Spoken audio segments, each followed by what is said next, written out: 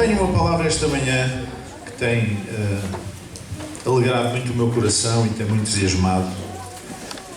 E o tema é este que está ali: o que a religião destrói, Jesus constrói. Diga lá comigo: o que a religião destrói, Jesus constrói. Outra vez: o que a religião destrói, Jesus constrói. Vamos a João capítulo 8, os primeiros 11 versículos, um texto muito conhecido.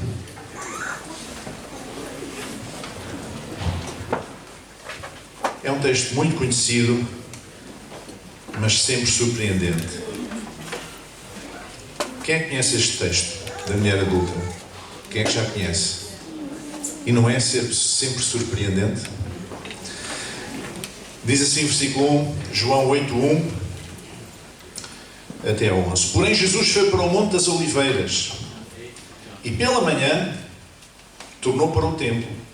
E todo o povo vinha ter com ele e, assentando-se, os ensinava. E os escribas e fariseus trouxeram-lhe uma mulher apanhada em adultério. E pondo-a no meio, disseram-lhe: Mestre, esta mulher foi apanhada no próprio ato, adulterando. E na lei nos mandou Moisés que as tais sejam apedrejadas. Tu, pois, o que dizes? Isto diziam eles, tentando, para que tivessem de que o acusar. Mas Jesus, inclinando-se, escrevia com o dedo na terra. E como insistissem, perguntando-lhe, endireitou-se e disse-lhes: aquele que dentre vós está sem pecado, seja o primeiro que atire pedra contra ela. E tornando a inclinar-se, escrevia na terra. Quando ouviram isto, saíram um, a começar pelos mais velhos até aos últimos. E ficou só Jesus e a mulher que estava no meio. E endireitando-se Jesus e não vendo ninguém mais do que a mulher, disse-lhe: mulher, onde estão aqueles teus acusadores? Ninguém te condenou? E ela disse: ninguém, Senhor. E Jesus disse-lhe: nem eu também te condeno.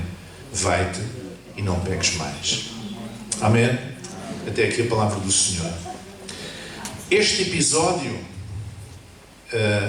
ilustra de uma maneira muito especial a diferença entre o tempo da lei e o tempo da graça. Nós temos que compreender que no tempo dos Evangelhos, no tempo de Jesus, que andou na terra, era um tempo de dobradiça, é um tempo de mudança, é um tempo de alteração. Começou com João Batista, mas foi Jesus que veio trazer o sentido da mudança da velha aliança para a nova aliança, do velho pacto para o novo pacto, do velho acordo com Moisés, o pacto, a aliança com Moisés e a sua descendência, para uma nova aliança no corpo, na carne e no corpo de Jesus e no sangue de Jesus, feita com toda a humanidade, não já apenas com a descendência de Abraão, mas com todos. Então, este é um episódio que relata de forma muito clara, muito frontal, sem qualquer dúvida, a diferença entre o tempo da lei e o tempo da graça. O que é que a religião fez a esta mulher? E quando digo religião, estou a falar dos religiosos, que foram eles os protagonistas, digamos, juntamente com a mulher, os protagonistas desta história. Foram os religiosos,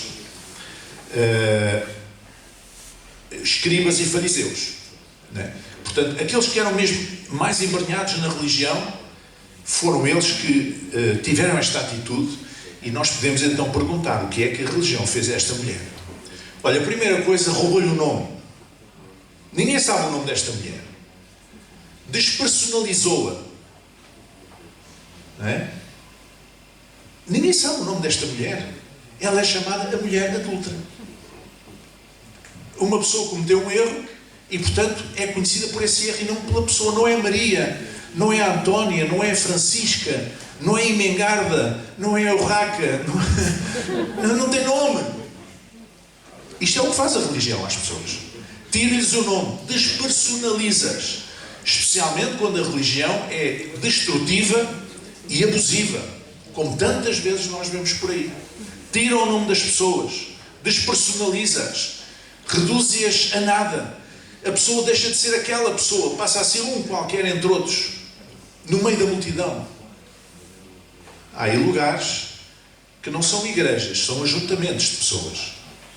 As pessoas são despersonalizadas, as pessoas não contam. Você sabe que faz toda a diferença quando nós falamos com alguém e tratamos pelo nome, do que em vez de dizer o senhor ou a senhora? ou tu, ou você. Né? Eu durante muitos anos colaborei com o voluntariado aqui do hospital e durante alguns anos fui mesmo o presidente da direção da Liga dos Amigos do Hospital, que integrava o voluntariado. E fiz formações, etc., aos novos voluntários, e muitas vezes eu dizia: vocês tratem as pessoas pelo nome. Quando vocês vão às enfermarias, quando vão a uma revista, ou quando vão buscar um copo de água se alguém pede, ou qualquer outra coisa que estejam a apoiar aquelas pessoas que estão acamadas, vocês tratem pelo nome. Não pode ser você, tem que ser a Dona Maria, o Sr. António, porque isto faz toda a diferença. Até mesmo os médicos antigamente não tinham formação nenhuma nesta matéria. E então uns dos outros, é o tipo da cama 37. É diferente de ser o Sr. António. Agora parece que já tem alguma formação na ética, nesse aspecto. Nós não podemos tirar o nome às pessoas. Isto é despersonalizá-las. Isto é anulá-las. E a religião faz isso. Mas não foi só roubar-lhe o nome, roubou-lhe, destruiu-lhe a reputação. Porque aqueles homens arrastaram aquela mulher em público até ao templo onde estava Jesus, cheio de homens à volta, e expuseram aquela mulher publicamente. Destruíram a sua reputação. E a reputação de uma pessoa, o direito ao bom nome, é tão importante que está vertido na lei. Se alguém atentar contra o meu bom nome, e eu tiver provas e testemunhas, eu posso ir ao tribunal e dizer: eu acuso esta pessoa porque cometeu o crime de atentar contra o meu bom nome. Porque o bom nome, a reputação de uma pessoa é importante, é sagrada. E estes homens, a religião, estes homens, através da sua religião, destruíram a reputação através daquela exposição pública. Eles não chamaram Jesus à parte. Não chamaram à parte ali olha, Jesus, anda cá. Está aqui esta mulher e tal. Não, foi à frente de toda a gente. Destruíram a reputação. Há religião que também faz isso. Quando alguém não concorda com alguma coisa, é considerado herege. Quando alguém não concorda com alguma coisa, é sujeito a uma série de retaliações. Até à religião, que se a pessoa sair daquela religião, as pessoas que lá estão são proibidas de falar com aquela pessoa. Mesmo que se cruzem com ela na rua. Viram a cara, fingem que não o conhecem. Há religiões que fazem isto.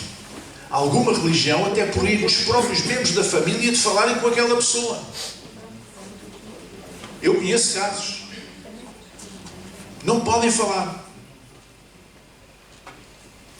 A religião destrói a reputação, destruiu a reputação desta mulher através da exposição pública. E na sequência disto, o que é que fez? Roubou-lhe o futuro também.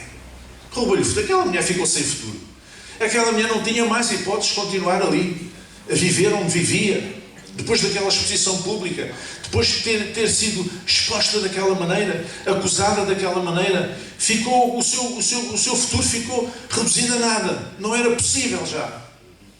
Vocês lembram-se da mulher de Samaria? Quando Jesus, junto ao poço de Sicar, foi ter com aquela mulher foi à hora do pino do sol, quando toda a gente estava recolhida em casa. Quando aqui os nuestros hermanos de Espanha aproveitam para fazer a siesta. É a hora em que toda a gente se recolhe em casa porque o sol está a pino. Era aquela hora que ela ia buscar água. Porquê? Para quê? Para não se encontrar com ninguém. Porquê? Porque aquela mulher tinha 5 casamentos falhados. E agora vivia com um homem que nem sequer era seu marido. Portanto, era uma mulher falada naquela aldeia. Agora imagine esta, que tinha sido apanhada em adultério, exposta publicamente, ela ficou sem futuro. A religião rouba o futuro das pessoas. Amém? A religião roubou-lhe o direito de defesa. Neste episódio nós não vemos que alguém lhe tenha dito: olha, vai, defende-te lá, diz lá, porque é que isso aconteceu. Não lhe deram o direito de defesa, nem sequer ouviram. Isto é o que faz a religião. Não está disposta a ouvir as pessoas. Muita religião não está disposta a ouvir as pessoas. está disposta a debitar ideias, princípios, leis sobre aquela pessoa, normas, mas não está disposta a ouvir a pessoa. Esta mulher não teve direito de se defender. A religião faz isto às pessoas. A religião usou esta mulher como um trapo velho. Ou seja, ela foi apenas um instrumento. Eles não se queriam saber se ela tinha ido contra a lei, se ela tinha feito alguma... Não era isso o problema. O problema é que eles queriam entalar Jesus. Porque aqui na Escritura diz mesmo que eles diziam isto, fizeram isto tentando para que tivessem de que o acusar. Portanto, ela foi usada como um joguete, como uma peça de xadrez, como um trapo velho, porque o que eles queriam era matar Jesus. Porque já no capítulo anterior, as suas palavras tinham provocado muito comichão nos ouvidos dos religiosos judeus. Então eles andaram à procura de uma maneira de o encostar à parede, de o apanhar em falso para o poder acusar. A religião usa as pessoas como trapos velhos para atingir determinados objetivos. Há muita religião por aí que usa as pessoas para sacar dinheiro. Como se Deus fosse um comerciante. Como se Deus se vendesse por dinheiro. Como se Deus precisasse de dinheiro para alguma coisa. Quero oração, então vá lá dar a oferta primeiro, traga lá uma oferta primeiro. É o saquinho de sal que vem não sei de onde, ou o óleo de Jerusalém, ou... É de Jerusalém nada. Água do Jordão, água do Delcano. Qual Jordão, qualquer coisa. E depois custa não sei quanto. Uma Bíblia especial XPTO custa 100 euros. Eles até com a palavra de Deus, eles fazem negócio. E há pessoas iludidas assim, completamente, atrás disso. A religião usa pessoas como trapos velhos. Não porque se incomoda com elas, não se importa com elas, mas porque quer atingir determinados objetivos. A religião, muitas vezes, é injusta, como foi injusta com esta mulher. Porquê é que eu digo que foi injusta? Onde é que aqui na história está o homem que estava com aquela mulher, supostamente? Eu nem sei se era verdade, se aquilo foi uma armação, não sei, não sabemos. Mas, partindo do princípio que sim, onde é que estava o homem? A lei de Moisés dizia que ambos os adúlteros teriam que ser apedrejados até à morte. Onde é que estava o homem? Porquê é que só agarraram na mulher? Porque numa sociedade patriarcal, a mulher era o elo mais fraco. Não tinha quaisquer direitos. E eles foram profundamente injustos com esta situação. A religião é injusta. A religião é injusta. Olha, irmãos, eu há dias estive a ler um livro baseado num trabalho científico que foi feito nos Estados Unidos sobre a evolução da igreja cristã. Protestante, evangélica, católica, tudo. E eu fiquei aterrado, porque desde o ano 2000, creio eu, ou dos anos 90, houve 40 milhões de pessoas que abandonaram as igrejas. 40 milhões nos Estados Unidos.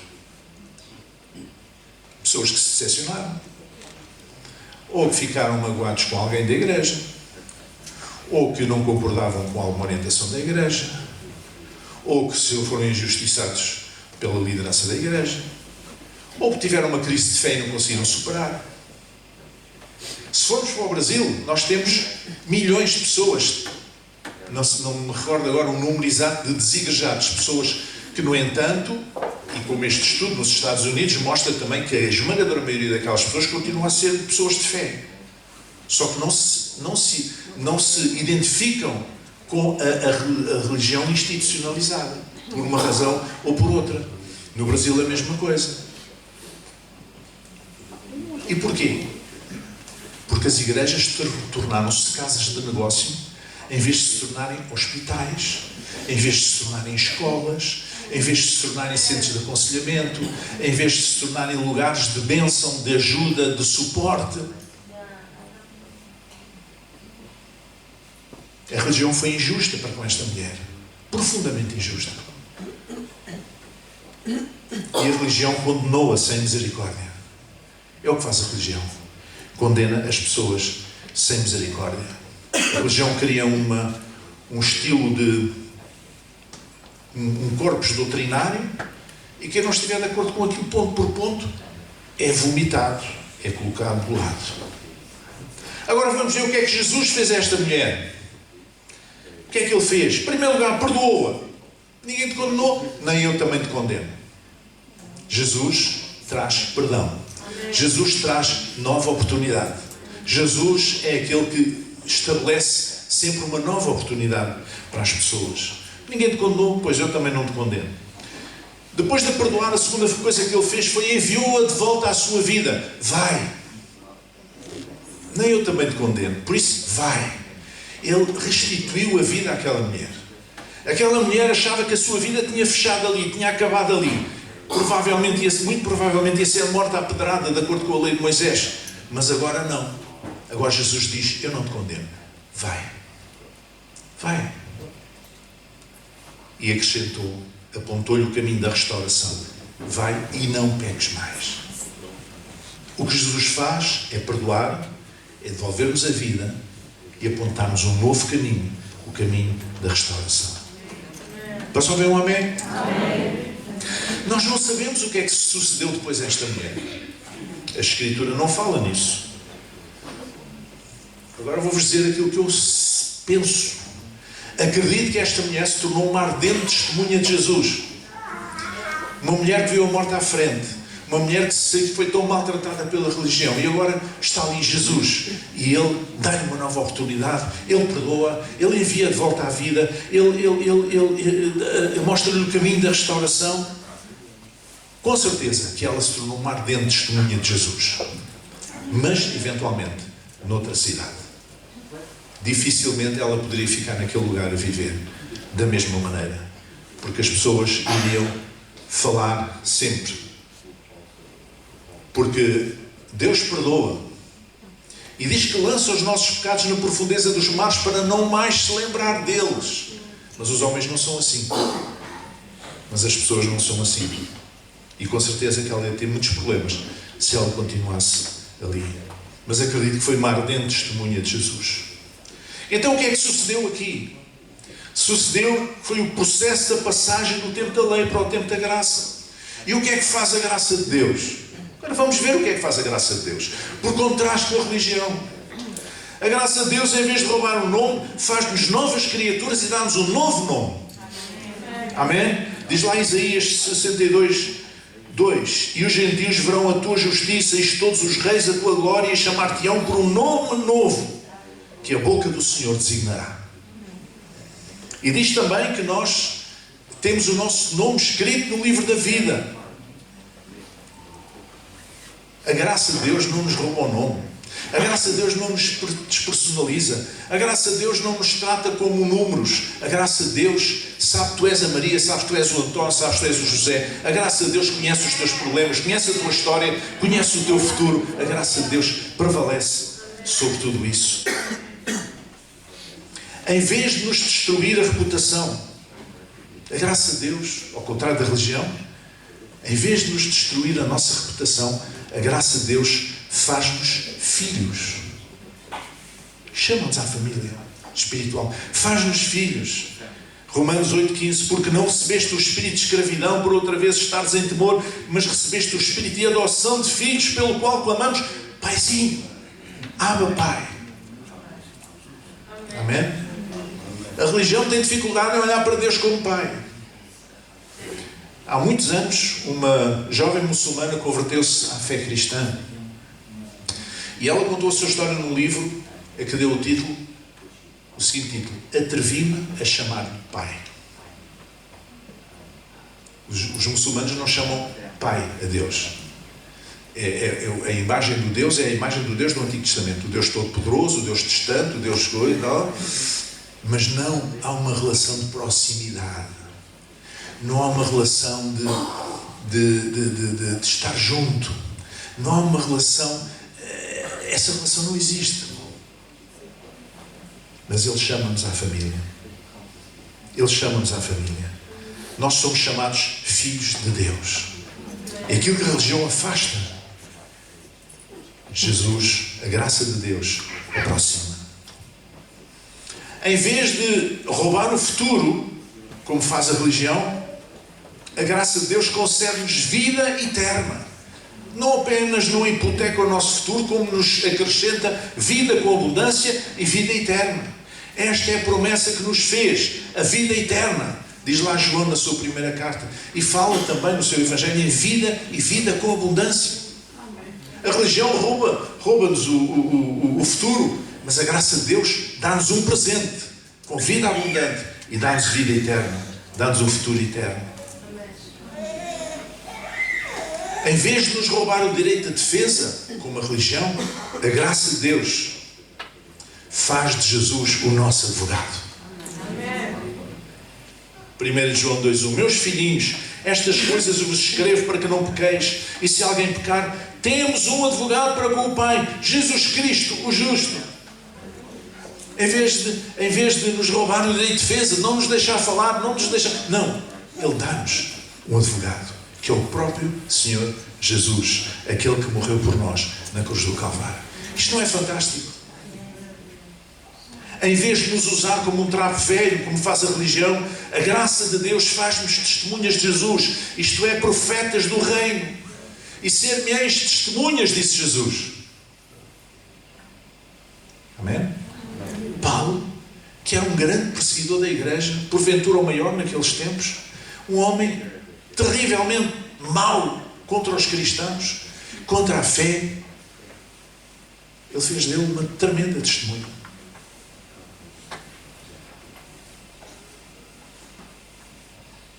A graça de Deus não usa ninguém como um trapo velho.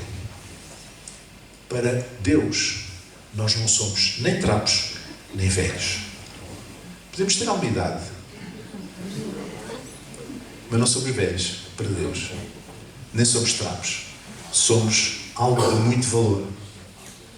Quanto muito somos vasos de barro, onde Ele coloca as suas riquezas no seu interior. Vasos de barro para nos lembrarmos que nada somos sem Ele, mas valemos por aquilo que temos dentro, pelas riquezas que Ele coloca dentro deste vaso, né? Então temos muito valor. Em vez de ser injusta connosco, como a religião, a graça de Deus, pelo contrário, pratica a equidade e promove a justiça. Romanos 5,17, porque se pela ofensa de um só a morte reinou por esse, muito mais os que recebem a abundância da graça e do dom da justiça reinarão em vida por um só, Jesus Cristo. Amém? Em vez de nos condenar sem misericórdia, como faz a religião, a graça de Deus oferece-nos o perdão.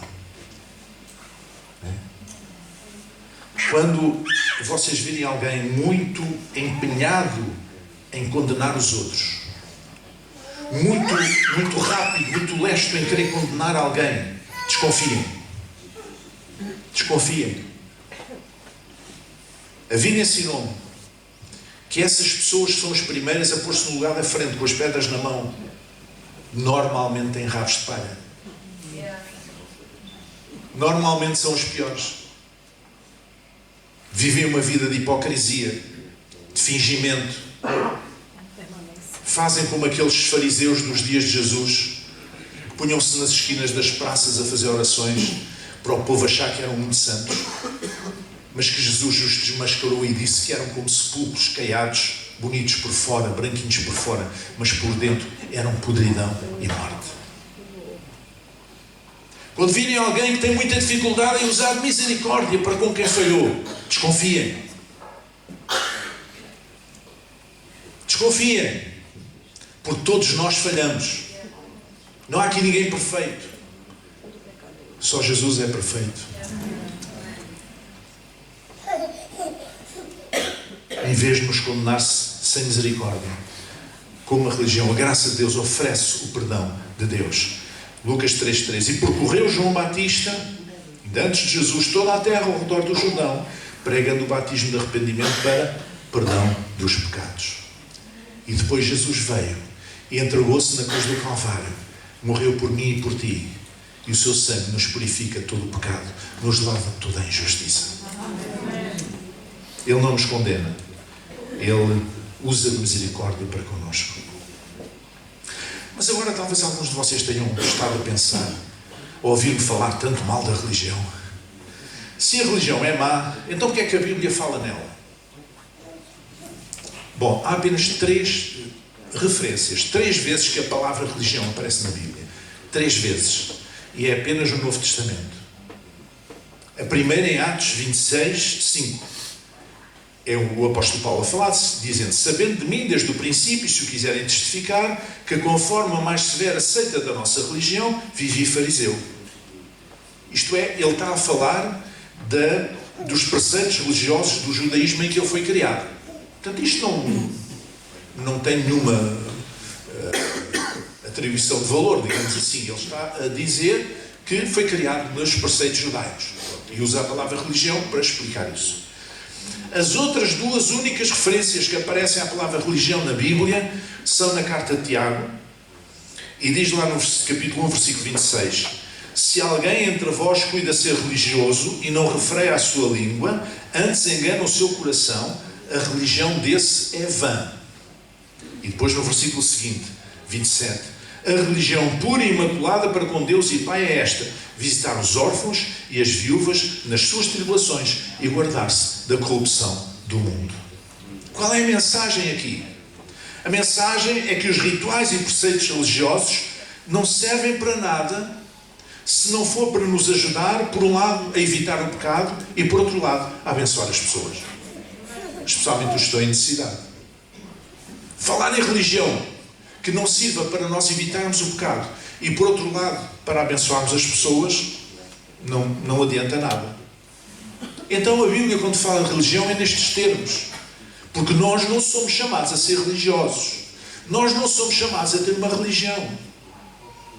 Nós somos chamados a ter um encontro com Cristo. Somos chamados a ser discípulos de Jesus. Somos chamados a caminhar com Ele, a fazer dele o centro da nossa vida, a fazer dele a nossa inspiração, o nosso modelo, o nosso exemplo, porque Ele é o autor e consumador da fé, da nossa fé. É nele que os nossos olhos têm que estar. E esta deve ser, portanto, a mensagem da Igreja. Aquilo que a religião destrói, Jesus constrói. Aquilo que a religião destrói, Jesus constrói. Porquê é que vocês acham que há tanta polémica pelo mundo fora, tantas coisas das mais descabeladas, das mais inqualificáveis, promovidas por líderes religiosos, e que nós ficamos com a boca aberta? Como é que é possível? Como é que é possível, em nome de Deus, fazer isto? Matar em nome de Deus? Como é que é possível fazer tantas patifarias em nome de Deus? Porque as pessoas têm uma religião, não são cristãos, não são discípulos de Jesus. Nós somos chamados não a ter uma religião, mas a sermos discípulos de Jesus. E por isso há tanta gente por esse mundo fora que foi destruído pela religião.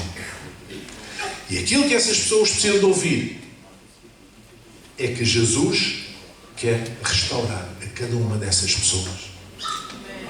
Jesus quer, como fez com esta mulher, Ele quer restaurar a cada uma delas. Claro que esta mulher cometeu um erro. Talvez muitos daqueles que estão fora das igrejas também cometeram algum erro. Outros nem isso. Outros nem sequer isso. Mas por alguma forma foram vomitados do sistema religioso.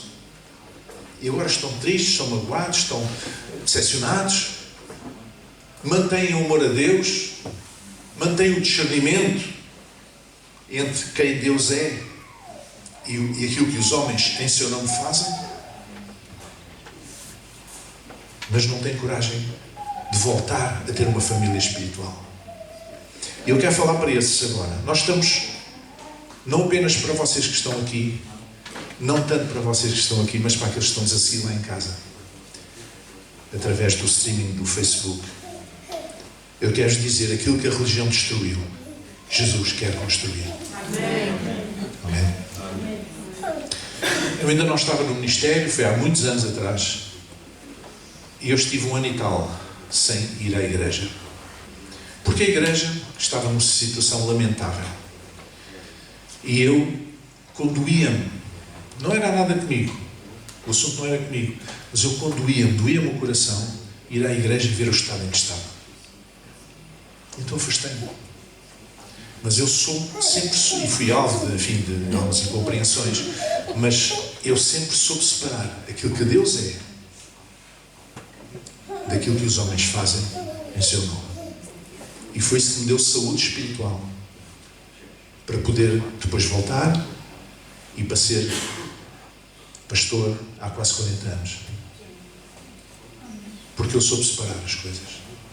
É muito mal quando nós não sabemos separar as coisas. Quando nós achamos que a igreja é que tem culpa. Quando nós achamos que Deus é que tem culpa. Quando nós ficamos revoltados contra Deus. Deus não tem culpa. Deus não tem culpa. Daquilo que os homens fazem, das asneiras que os homens fazem. Deus não tem culpa. Aquilo que a religião destrói, Jesus quer construir. Vamos ficar em pé.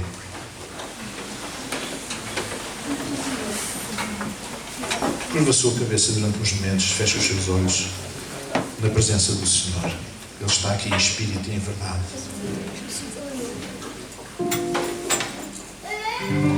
Esta mensagem é muito simples.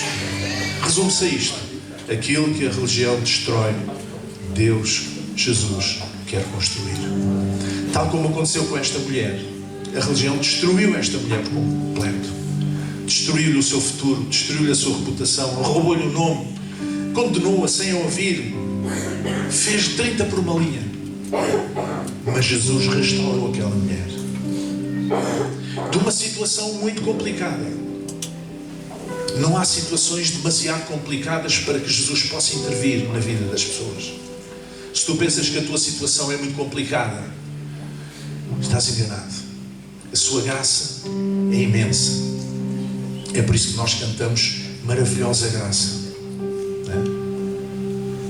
E onde abundou o pecado, diz o apóstolo Paulo, superabundou a graça. O pecado, a graça do Senhor é sempre maior do que o pecado, do que as nossas falhas, do que as nossas dores, do que as nossas tristezas, do que as nossas frustrações. A graça do Senhor é sempre maior do que as nossas mágoas.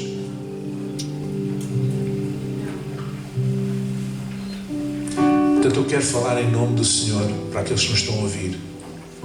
Se tu estás a acompanhar este culto pela internet e tu és uma pessoa que amas a Deus, eu quero dizer, o teu lugar é numa família espiritual. Volta à casa do Pai. Ele espera por ti. Jesus quer restaurar a tua vida. Estás magoado? Paciência, todos nós somos magoados tantas vezes. Mas Deus vai te dar graça para superares essa mágoa, para superares essa frustração. Tu falhaste, tu caíste em algum pecado, em alguma coisa que desagradou a Deus, arrepende.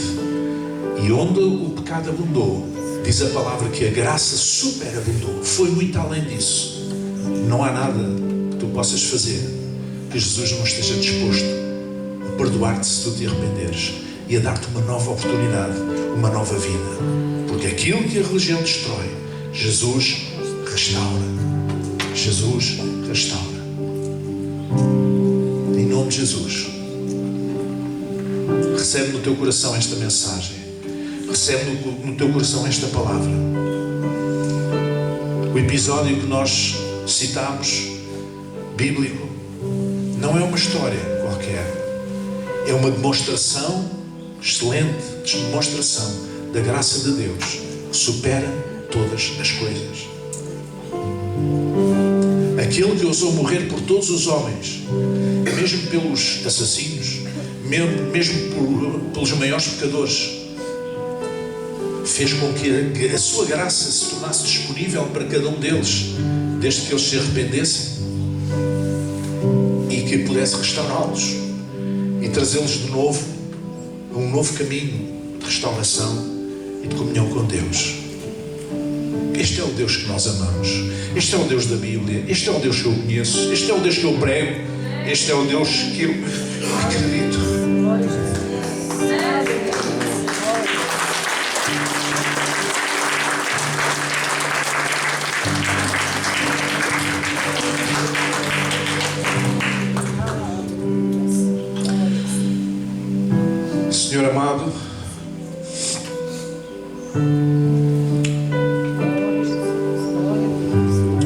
para que aquilo que nós falamos aqui esta manhã, Senhor,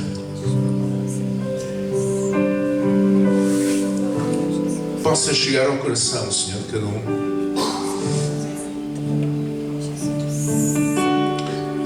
E possa ser como aquela espada que tu falas, que penetra até o interior do homem,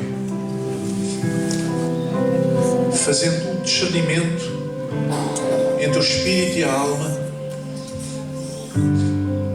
Que essa palavra possa penetrar em nós, Senhor, esta manhã. E que nós possamos verdadeiramente, Senhor, responder a ela da maneira como tu esperas, Senhor. Em nome de Jesus. Em nome de Jesus, que ninguém fique agrilhoado, que ninguém fique preso por uma corrente à sua mágoa, à sua frustração, à sua decepção. Que ninguém fique preso por uma corrente à sua falha, às suas falhas, aos seus pecados, aos seus erros, mas compreenda que, tal como Jesus deu uma vida nova, uma nova oportunidade a esta mulher, perdoando-a, Ele também quer fazer o mesmo contigo. Em nome de Jesus. Que assim seja, Senhor. Que assim seja.